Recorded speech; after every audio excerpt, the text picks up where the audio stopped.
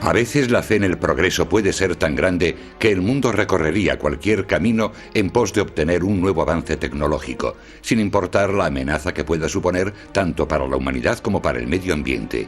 A comienzos de los años 20, la compañía American Oil y la industria automovilística añadieron plomo a la gasolina para obtener un carburante más potente. Entonces ya se sabía que el plomo era venenoso, dañino para el sistema nervioso, especialmente para los niños. Sin embargo, el plomo se impuso rápidamente sobre el uso de otros aditivos menos peligrosos, y los beneficios de la industria petrolera se elevaron en las décadas siguientes. Pero cientos de miles de toneladas de plomo fueron extendidas alrededor del mundo, causando daños, rebajando el cociente intelectual de millones de niños. El plomo de la gasolina nos ha hecho literalmente un poco más débiles. El precio del progreso. Plomo en nuestras vidas.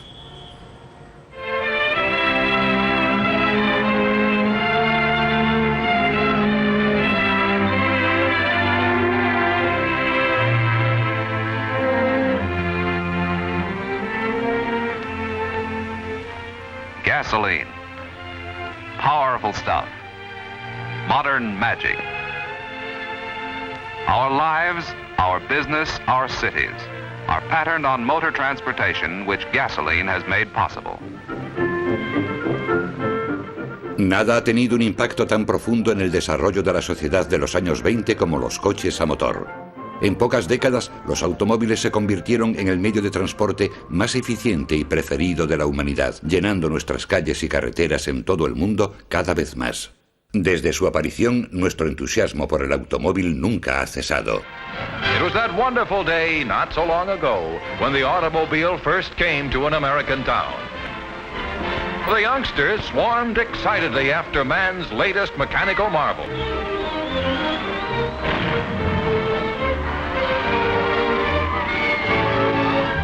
Adventurous riders held tight as the contraption careened crazily along, sending into frightened flight horses which had served their masters so well and so long.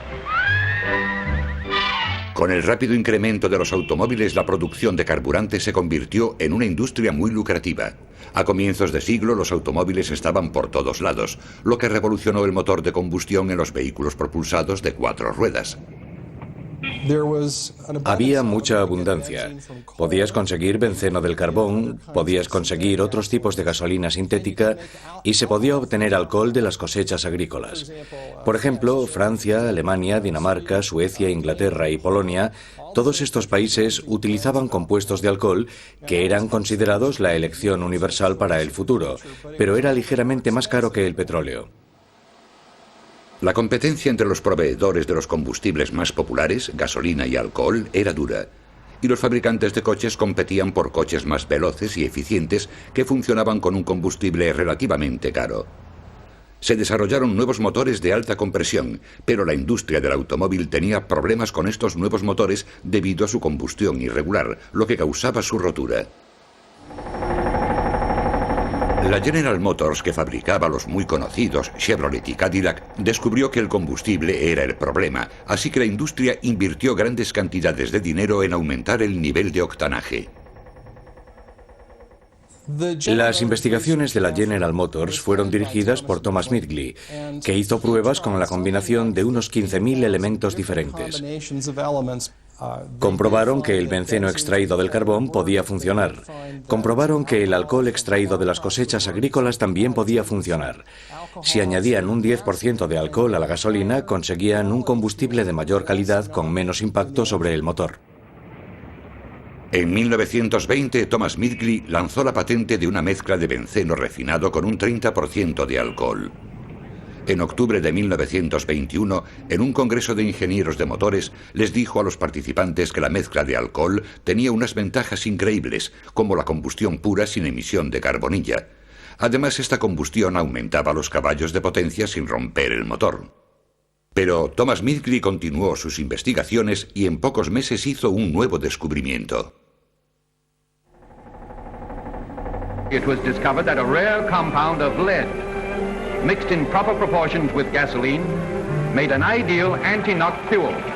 Horsepower increased, speed picked up, and the knock was gone. No man can look at the amazing record of accomplishment here in this research division without confidence that these men are going ahead with an eye to the future, looking for new facts and principles which will make things better and make life easier for all of us. En 1923, Midgley escribe a su jefe, Charles Kettering, de la General Motors en Florida. Está de vacaciones porque se ha intoxicado con el plomo durante sus investigaciones y le dice: ¿se imagina cuánto dinero vamos a ganar con esto? Ganaremos $200 millones o más. La industria petrolera se desarrolló aún más con este descubrimiento. Y la mayor compañía petrolera americana, la Standard Oil, junto con la General Motors, crearon una corporación conjunta, la Ethyl Corporation, y construyeron grandes factorías para la fabricación del aditivo de plomo, el tetraetilo de plomo. ¿Por qué superó la gasolina con plomo al alcohol si ambos hacían la misma función? Bueno, la gasolina con plomo era más rentable en un aspecto. Si se añadían grandes porcentajes de alcohol a la gasolina, bajaban las ventas de petróleo, así que se perdía un 10 o un 15%, quizás el 20% del mercado. Mientras que si se le añadía plomo, conseguías un producto que podías controlar, la industria lo podía controlar y eso es lo que querían.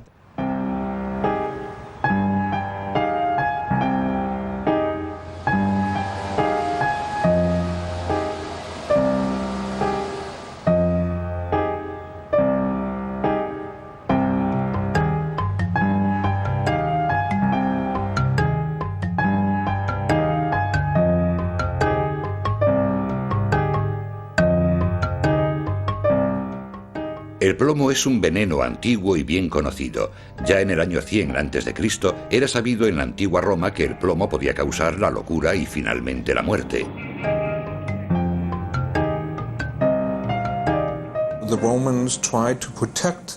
Los romanos intentaban proteger a los esclavos que trabajaban en las minas de plata, donde estaban expuestos al plomo disuelto en el polvo, dándoles máscaras para evitar que respirasen mucho polvo. Esto fue hace 2000 años, así que ya sabíamos que el plomo era venenoso. Lo que sucedió con los años fue que comenzamos a entender que la toxicidad del plomo también se producía por concentraciones muy pequeñas. El plomo es uno de los venenos mejor conocidos de la historia. Era un veneno muy conocido en las industrias de Francia, Inglaterra y Alemania durante la Revolución Industrial. En los Estados Unidos también era un conocido veneno industrial. Por eso, cuando la Standard Oil y la General Motors quisieron utilizarlo en la gasolina, las autoridades de la salud pública estaban muy preocupadas. No podían imaginar por qué alguien querría hacer algo así. En otoño de 1922, el director general del Departamento de Salud norteamericano pidió a la General Motors un cálculo del impacto sobre la salud por el uso del plomo en la gasolina. En ese momento, la General Motors no se había planteado ese tema y se ofreció para financiar la investigación. El Ministerio norteamericano de Minería, reconociendo la delicadeza del asunto y mostrando comprensión por las exigencias de los patrocinadores, estuvo de acuerdo en apoyar los resultados de la investigación. La General Motors pidió específicamente al Ministerio norteamericano de Minería que no llamase al estudio sobre la gasolina con plomo, que no usase la palabra plomo, que utilizasen un sustituto para esa palabra, que utilizasen la palabra étil, etilo, para nombrar a su producto. Étil es un nombre de mujer, un bonito nombre de mujer. Mi abuela se llamaba Étil. Así le llamaron gasolina étil, aunque en realidad era gasolina con plomo. La cuestión era desviar la atención del plomo. Pero era difícil desviar la atención del plomo cuando para los trabajadores de las fábricas que producían tetraetilo de plomo, la sustancia ya tenía mala reputación. El gas alucinógeno es un gas que te vuelve loco. Por eso los trabajadores le llamaban así, porque ellos sabían que trabajar en aquella zona de la refinería en particular era muy peligroso. En la fábrica de DuPont, alguien había pintado una enorme mariposa en un lado de la pared que representaba que aquella era la casa de las mariposas. Lo que estaba sucediendo era que los trabajadores veían mariposas donde no las había. Tenían alucinaciones a causa de que aquel veneno era muy peligroso. Durante el otoño de 1924 se publicaron muchas noticias sobre el incremento de trabajadores enfermos. y el 27 de octubre el New York Times publicó un artículo sobre el señor McSweeney, que empezó a sentirse enfermo al volver del trabajo. El artículo decía: a la mañana siguiente su cuñada llamó a la policía porque actuaba de forma irracional. Se envió a un policía al domicilio para interrogarlo. Finalmente el policía tuvo que pedir la ayuda de otros 3 hombres para reducir al señor McSweeney y llevarlo al hospital Alexian, donde se le puso una camisa de fuerza. Aquel mismo día, el periódico informaba de que otro empleado, el señor Dymock, según los miembros de su familia, se había despertado en medio de la noche y se había tirado por la ventana del dormitorio desde un segundo piso. Cuando la Standard Oil Company abrió su planta de tetraetilo de plomo en 1924, iniciaron un proceso tan peligroso que un mes después de iniciar la actividad, 5 personas habían muerto violentamente por locura repentina, y más o menos otras 45 estaban gravemente enfermas a causa de la peor intoxicación por plomo que médicos y forenses habían visto jamás. Esto causó un gran pánico entre la gente, que se preguntaba: ¿cómo ha podido pasar esto? Y cuando descubrieron que aquellas mismas sustancias se estaban añadiendo a la gasolina y que ni siquiera lo sabían, se solicitó al gobierno una investigación. En muchas ciudades como Nueva York, Filadelfia o Washington se prohibió la venta de gasolina con plomo. Y unos meses después, el forense general Hugh Cumming convocó a la industria y a expertos independientes a un congreso. La industria estaba bien representada y Frank Howard, de la Standard Oil, pronunció un apasionado discurso. Un desarrollo continuado de los combustibles para el motor es esencial para nuestra civilización, declaró, y después, alabando el plomo, se refirió a él como un regalo de Dios. Estaba previsto que la conferencia durase 4 días, porque muchos de los participantes necesitaban tiempo para defender las alternativas al plomo. Pero el forense general clausuró el congreso el primer día.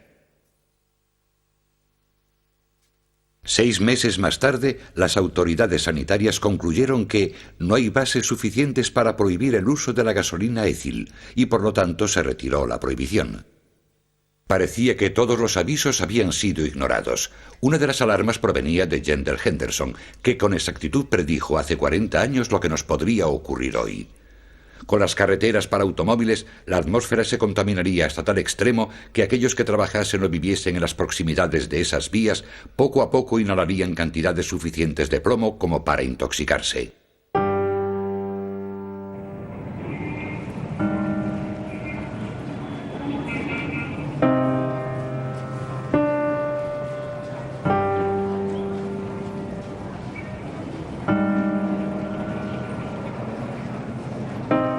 Muchos industriales e inventores importantes afirmaban que el alcohol era preferible al plomo. Henry Ford estaba convencido de que el alcohol era el combustible del futuro y quería ver un renacimiento mundial del combustible de alcohol. Alexander Graham Bell y otros famosos inventores de la época también estaban a favor del uso del alcohol como combustible para incrementar el octanaje.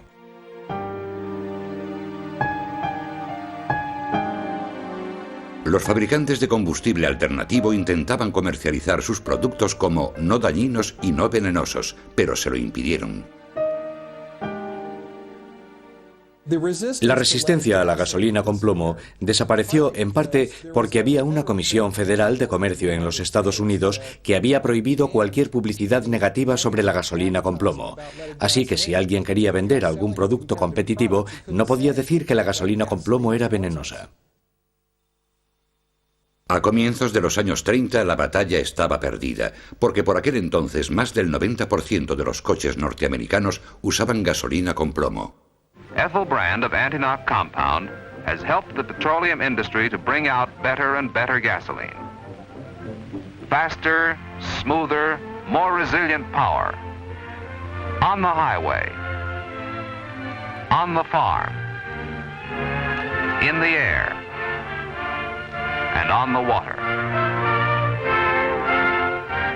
For this is the age of motor transportation, with gasoline for everybody.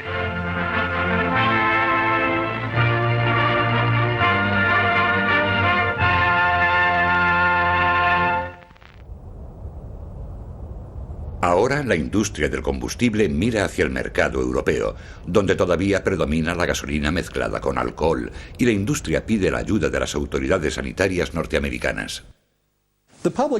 Los servicios de salud pública vendían gasolina con plomo en Europa a través de la Ethyl Corporation y la Standard Oil. De hecho, salieron diciendo que no había problema con ese producto, que por qué no usarlo. En el Archivo Nacional hay una carpeta llena de cartas que fueron enviadas por el forense general a los directores de los servicios sanitarios públicos de varios países. A Suiza, Francia, Gran Bretaña, Dinamarca, Suecia, a todo el mundo. Cartas que decían básicamente: hemos hecho un estudio y hemos descubierto que no hay problema. Pueden estar tranquilos usándolo en su país. Estaremos encantados de compartir el estudio con ustedes. Llegó con el sello azul del Servicio Público de Salud de los Estados Unidos. Así que llegó con las mejores recomendaciones posibles. Y estaba claro que aportaba grandes ventajas tecnológicas. Europa no estaba preparada para dar una segunda opinión sobre el asunto. Pasaron muchos años antes de que Europa comenzara a pensar de una forma independiente sobre ese tema.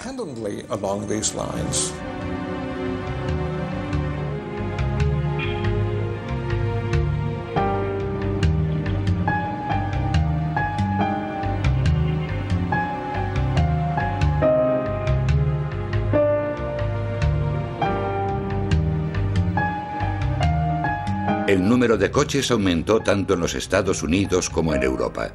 La alternativa al alcohol lentamente se iba incrementando en miles de toneladas de plomo expandiéndose por el medio ambiente. Y tuvieron que pasar varios años antes de que la gasolina con plomo fuese de nuevo un tema de discusión, cuando un día, a mediados de los años 60, un científico norteamericano hizo un alarmante descubrimiento en su laboratorio. Claire Patterson trabajaba en la Universidad Caltech. Intentaba descubrir la edad de la Tierra y para ello utilizaba isótopos de plomo. Mientras trabajaba, se dio cuenta de que su laboratorio estaba tan contaminado por el plomo que estaba empezando a tomar datos erróneos, aunque al principio ni siquiera se dio cuenta. Claire Patterson realizó un estudio del hielo interno de Groenlandia. Estaban examinando el núcleo del hielo y cuando examinaron las láminas de este núcleo, que representaban las diferentes etapas de la historia de la humanidad, a través del análisis de Claire Patterson se pudo demostrar que las concentraciones prehistóricas de plomo en Groenlandia eran extremadamente bajas. Y pudo mostrar que el uso del plomo por los romanos había incrementado la polución en Groenlandia. Después llegó la revolución industrial y provocó otro incremento. Y un incremento incluso mayor fue provocado por la Segunda Guerra Mundial. Y después la producción de tetraetilo de plomo sencillamente disparó toda esa polución de plomo en todos los rincones del mundo. Todos los humanos del mundo estamos rodeados de plomo industrial.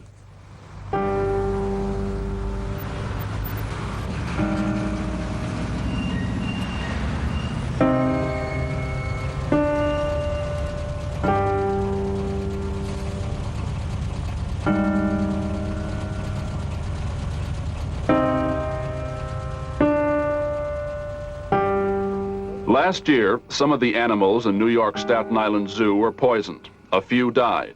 Others, including this black leopard, became paralyzed. Whatever the poison was, it came from the environment, and it was strong enough to do permanent damage to the black leopard's nervous system.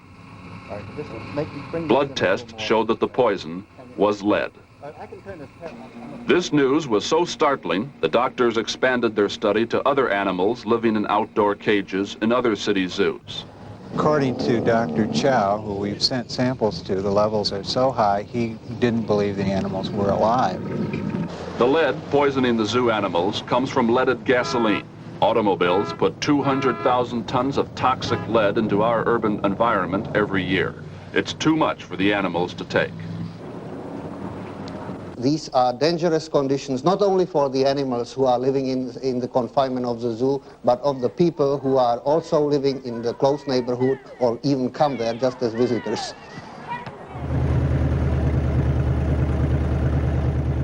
En Norteamérica, la polución causada por las emisiones de los coches se ha convertido en un problema urgente. A comienzos de los 70 se introdujo el llamado catalizador, utilizado para reducir la emisión de gases peligrosos. Pero los catalizadores no funcionan si la gasolina contiene plomo, así que Norteamérica introdujo la gasolina sin plomo en 1972. A los pocos años, la cantidad de plomo presente en la sangre de las personas descendió considerablemente. Sin embargo, el plomo que el cuerpo humano ya ha absorbido no desaparece. Se almacena en nuestros huesos, uñas y dientes.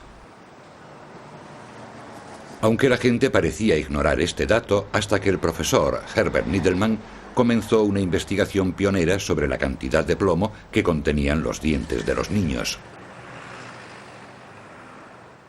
Since lead washes out of the blood but stays in the teeth, Needleman had an idea. He got 2 entire school districts near Boston to send him every baby tooth which popped out of every first or second grader. Needleman then ran intelligence tests on the students with the greatest and least amounts of lead in their teeth. Descubrimos que los niños que tenían mayor nivel de plomo en sus dientes, pero que no mostraban signos de toxicidad, tenían un nivel intelectual más bajo, una atención más limitada y una habilidad lingüística más pobre. El nivel de coeficiente intelectual en el grupo de bajo nivel de plomo era 6 puntos superior al grupo de alto nivel de plomo. El número de niños en el grupo de bajo nivel de plomo con un coeficiente intelectual por debajo de 80 era del 4%, y el nivel intelectual por debajo de 80 de los niños del grupo con alto nivel de plomo era del 16%. Así que hay un incremento considerable de niños con bajo coeficiente intelectual asociado con el plomo.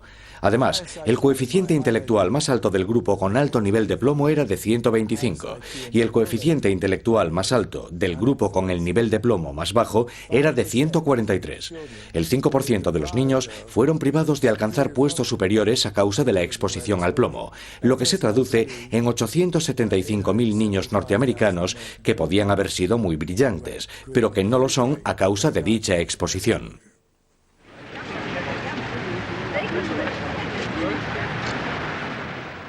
Las investigaciones de Needleman causaron una gran preocupación entre los padres, no solo en Norteamérica, sino también en Europa. Como precaución se introdujeron cambios en la industria y así a comienzos de los años 80 los países europeos también comenzaron a reducir la cantidad de plomo en la gasolina, hasta que finalmente se instauró la gasolina sin plomo.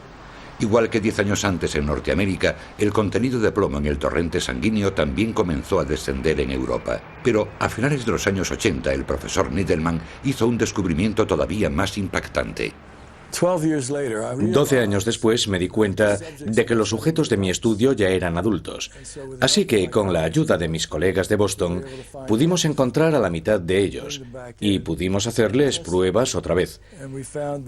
Descubrimos que los que tenían altos niveles de plomo en sus dientes en 1976 se podían incluir en el 70% del fracaso escolar durante el bachillerato. Si tenías altos niveles de plomo en tus dientes en 1976, tenías 7 veces más probabilidades de no terminar el bachillerato que si tenías un nivel bajo de plomo en los dientes. El resultado de ese estudio fue que los efectos de la exposición al plomo son permanentes, lo que se traduce en tu desarrollo en la vida real.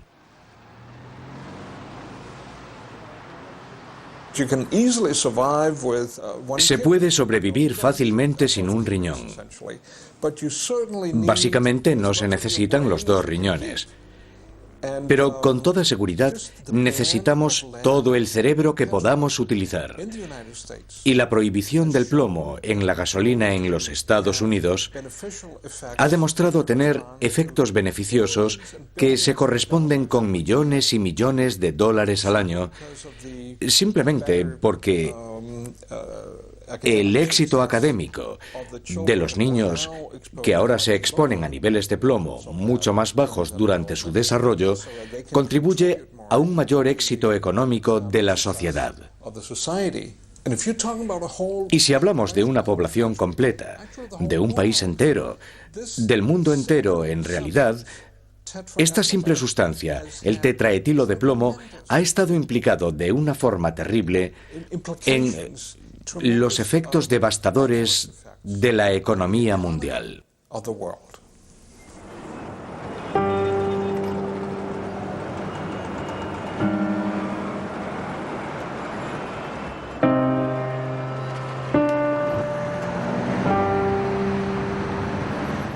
A finales de los años 90 el plomo ya se había extinguido de casi toda Europa y en muchos países en desarrollo se había seguido su ejemplo. Pero no en África, donde todavía se usaban grandes cantidades de gasolina con plomo. En Sudáfrica, por ejemplo, todavía se pueden encontrar grandes concentraciones de plomo en la corriente sanguínea de niños y adultos.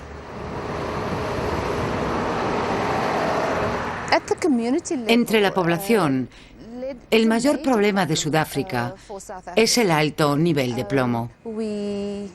Se ha reducido el número de niños que podrían haber tenido un coeficiente intelectual excepcional y que podrían ser empresarios o líderes de nuestras comunidades.